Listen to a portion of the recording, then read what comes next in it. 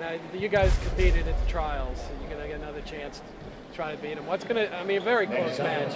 What would you do differently this time? Do you got a game plan? I do. I saw it in a dream. I'm not going to say it. Okay. But you've got a different way you're going to approach this. Yeah, and I know I can beat him. I know I can beat him. I know I can. There's no question in my mind.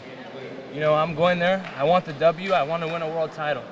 You know, and had a good day so far. I've had a couple submissions. All my wins have been by sub, and we want to continue that. You know. Yeah, I mean, you seem to really have a lot of joy in putting people out with that. I mean, obviously you've got a background in it, but it seems to be something that really drives your competition. Well, you know, I've been doing jiu-jitsu ever since I was 12 years old. You know, and I haven't stopped. I'm 21 now. I'm going to be 22 in February. This is my love. This is my passion. I love it. Every time I get out here and I compete, it's a gift from God. A couple years ago, I was injured, and I couldn't compete. That was one of the worst experiences I ever had in my life. And now I can compete, and I love it. Every day, it's a gift. It's a gift just to be able to do this. I love it. Talk about representing the United States at this event. Well, it's been awesome. It's been awesome, you know, like in the training camp, we all trained really hard. You know, Coach Laborio, man, he really motivated us. He really motivated us, and he got in our heads, and and he pushed us, and he told us how big this was, and it's really in me. That's one thing that's really been driving me. And it's a huge honor to represent the United States. That's the greatest country in the world, in my opinion. You know, and it's just awesome, man. It's an awesome experience. What can I say? Well, you feel good about this evening, then? I do. You know, I'm excited for the finals.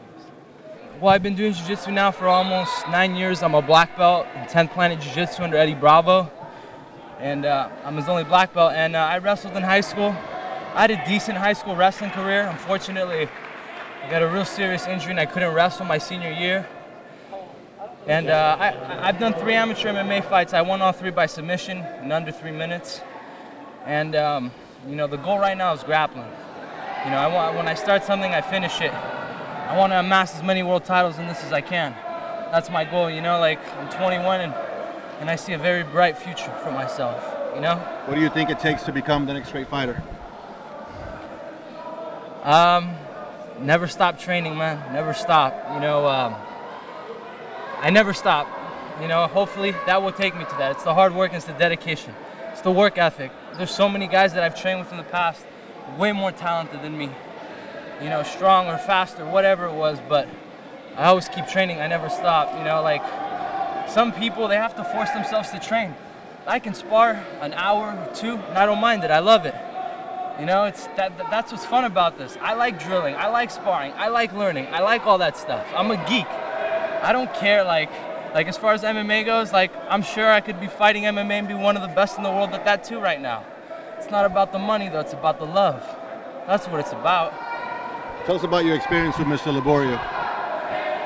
I've had the opportunity to train with some of the, you know, the best and some of the greatest jiu-jitsu guys ever, and Laborio's definitely at the top of the list.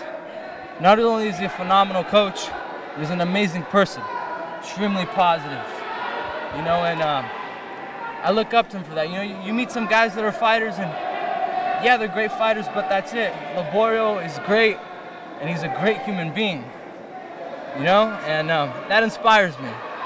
You know, like, he's a badass, you know? You're a young guy, and there's a lot of young kids that watch our website. What kind of positive motivation can you give to them? Well, don't never let anybody tell you that you can't do it. You know, I had a lot of people when I was younger told me I couldn't do this. I didn't have, you know, the heart or whatever. Just put it in your head and believe it. If you have a dream, you follow it. Don't pay attention to the negativity. Just focus on the positive. That's the most important thing. I mean, science has proven we're electronic beings living in an electronic universe. And if that's true, which it is, you send out positivity, you get it back. You know, so you have a dream, hold on to that vision. That vision is beautiful. Do you think that grappling could be as big as MMA in terms of popularity one day? I hope it does. I hope it does. You know, it's a wonderful game too. You know, like, I don't know if MMA is for every single person, like, you know, like to be able to do, but I know grappling is.